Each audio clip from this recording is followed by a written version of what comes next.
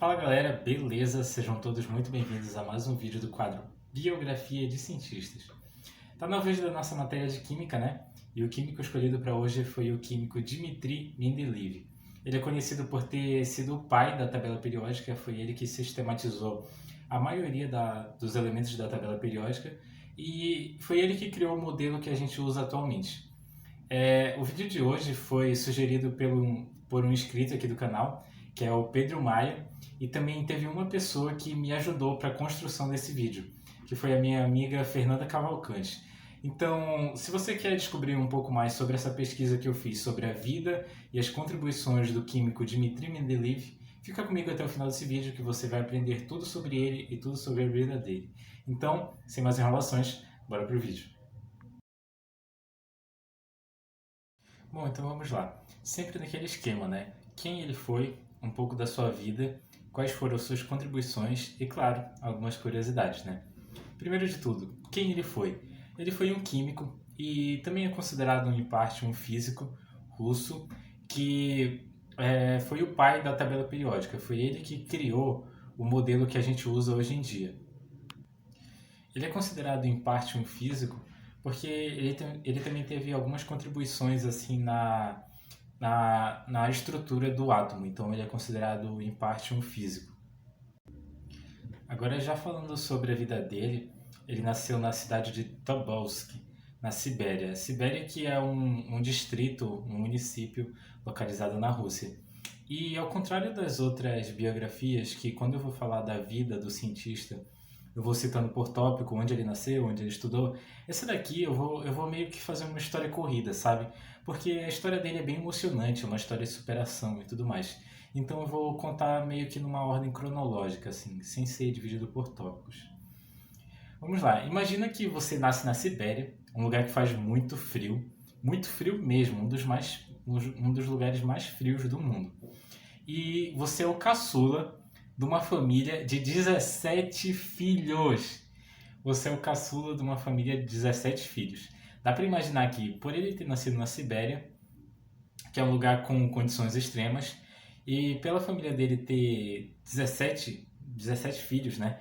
De ele ter tido 17 irmãos, a vida dele não foi muito fácil. Então você nasce numa família de 17 filhos, só que assim, desses 17, 16 tinham uma certa independência, já não dependiam mais dos pais. Só que aí no ano que você nasce, o seu pai acaba ficando cego.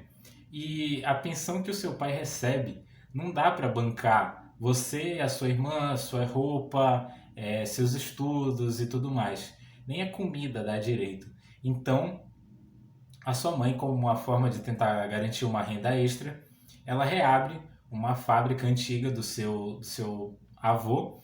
Só que no final do ano que ela resolve abrir a fábrica acaba pegando fogo. E aí, o que você faria?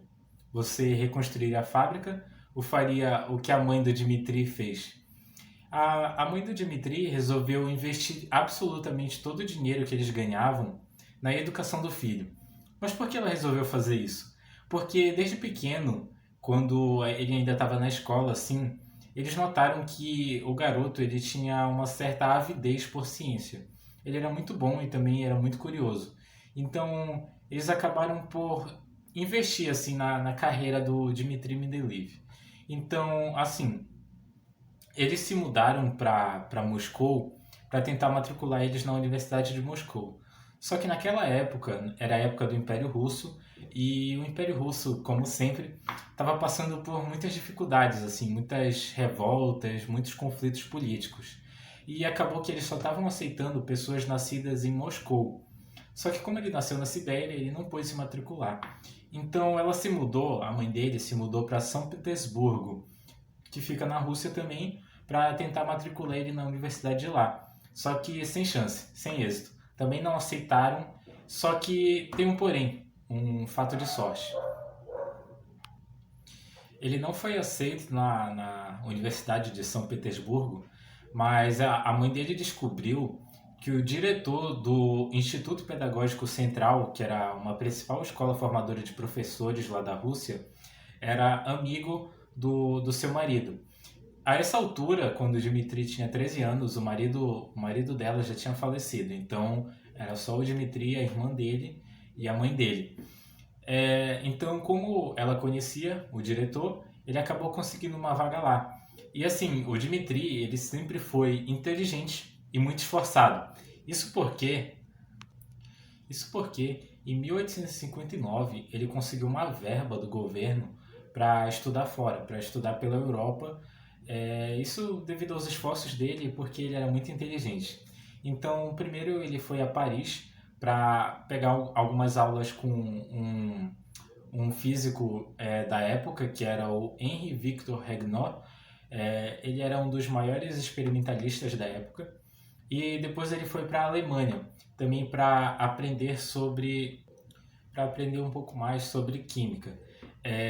Ele foi pegar algumas aulas com Gustav Kirchhoff, só que aí é que está um ponto bastante curioso da personalidade dele. Ele era muito explosivo, como quase todo russo, né? Ele era muito explosivo e não demorou muito para eles acabarem brigando. Ele decidiu continuar na Alemanha, mas ele não teve mais contato com esse cientista. Ele alugou um quarto num apartamento e ele acabou transformando esse apartamento dele em um laboratório de química. E nesse laboratório ele fez algumas contribuições bastante importantes, como por exemplo, ele fez algumas descobertas sobre estruturas atômicas, as camadas de valência e também sobre algumas propriedades dos gases. Aí, um pouco antes dele voltar para a Rússia, isso em 1860, teve o primeiro Congresso Internacional de Química da Alemanha. Ele participou desse congresso e nesse congresso ficou acertado que o padrão de abordagem dos elementos químicos seria pelo peso atômico deles. E aqui a gente já começa a entrar num ponto bastante interessante, porque naquela época estava havendo uma corrida maluca para padronizar a tabela periódica, para sistematizar os elementos. Eu até fiz um vídeo aqui no canal sobre um cientista que contribuiu para isso, que é o John Newland. Se você não viu, vale a pena dar uma conferida para você entender do que eu estou falando. E eu acredito que foi nesse congresso que o Dmitri passou a se interessar pela química, mais especificamente pela padronização assim, da tabela periódica. E foi então que em 1869, enquanto ele escreveu seu livro de química inorgânica, que ele organizou os elementos numa fórmula, na forma que a gente conhece, a tabela periódica atual. Ele criou uma carta para cada um dos 63 elementos conhecidos na época e ele fez meio que um quebra-cabeça assim, gigante. E ele demorou muito tempo até para ele conseguir ordenar esses quebra-cabeça, cada elemento. O que ele fez? Ele pegou alguns cartãozinhos assim e escreveu o símbolo de cada elemento.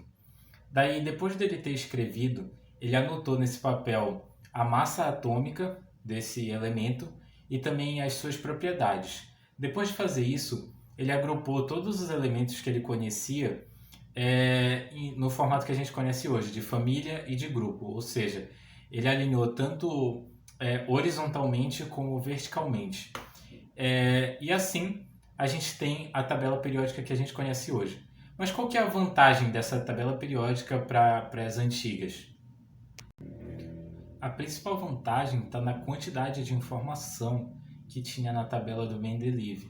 Isso porque tanto na horizontal quanto na vertical elas faziam sentido. E antes, por exemplo, as oitavas do John Newland fazia sentido até um certo ponto. Depois que passava de 16 elementos, já a proximidade, a relação das propriedades dos elementos já não fazia mais tanto sentido. Só que o Mendeleev conseguiu organizar isso de uma forma que sempre fazia sentido. E aí está uma grande sacada dele. A tabela periódica nessa época ainda não estava completa. Portanto, ele deixou algumas lacunas vazias na tabela que ele criou, porque ele sabia que alguns elementos seriam descobertos. Não porque ele, ainda vão surgir alguns elementos, assim. Não, é porque ele estudou tanto que ele sabia que ainda não tinha como fazer sentido a tabela periódica se ainda não fossem descobertos alguns elementos. Lembra que no primeiro Congresso Nacional de Química Alemã ficou acertado que a abordagem dos elementos seria pelo peso atômico? Pois é, foi isso que ele fez. Os 63 elementos conhecidos da época foram ordenados em forma crescente do seu peso atômico. Talvez você esteja se perguntando, nossa, uma coisa tão simples, né? Tão fácil, como é que ninguém pensou nisso? Mas pensa comigo, um elemento ele tem mais de uma propriedade. Para você embaralhar 63 elementos e conseguir relacionar todos eles e pensar em uma forma de sistematizar isso em um papel, é muito complicado. E também parece que foi rápido, mas não foi. Levou aproximadamente 30 anos para que ele chegasse num consenso de que modelo deveria ser usado. Agora, já falando das suas curiosidades, né?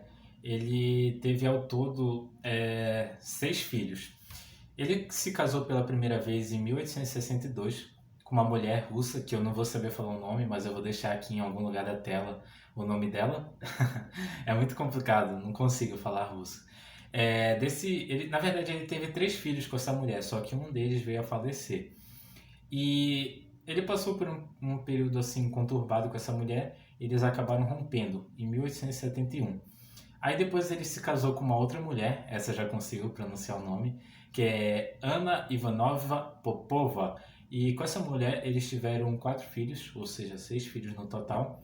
Só que um curioso é que ele teve que enfrentar a família dessa mulher, isso porque ele era 26 anos mais velho do que ela. E também a antiga mulher dele se recusava a dar o divórcio, então tinha meio que um impasse aí.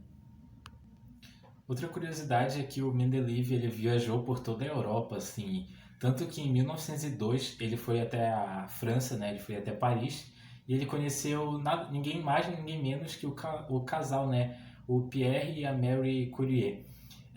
Outra curiosidade também é que em 1955 o elemento atômico de número 101 da tabela periódica recebeu um nome assim baseado no seu nome, né? Ele recebeu uma homenagem. O nome do elemento se chama o Mendelévio, que é em homenagem ao Mendeleev, do seu nome. Ele morreu em 1907, vitimado por uma gripe. Também ele já estava bastante idoso, bastante debilitado, e ele foi sepultado no cemitério de Volkov, que fica em São Petersburgo, na Rússia. Bom, então foi isso, pessoal. Espero que você tenha gostado do vídeo. Um vídeo mais corrido, assim, sem ser dividido por tópicos. Eu falei seguindo uma ordem cronológica dos fatos. Espero que você tenha gostado desse modelo e também dizer que você pode mandar sugestões para mim de cientistas. Como, por exemplo, o Pedro fez nesse vídeo. Ele mandou para mim que queria que eu fizesse sobre o Mendeleev, então eu fiz. Se você tiver vontade de conhecer sobre um cientista ou se você tem um cientista favorito, pode deixar aqui embaixo nos comentários que eu certamente vou providenciar o vídeo falando sobre o seu cientista. Então é isso, muito obrigado por ter chegado até aqui. Deixe seu like se você gostou desse vídeo, se foi útil para você. E se inscreva aqui no canal para assim você ficar por dentro sempre que eu postar um vídeo novo. E tenho certeza que vai poder te ajudar, vai poder ser útil para você. Compartilhe com outras pessoas se você acha que é interessante. E muito obrigado. Até a próxima.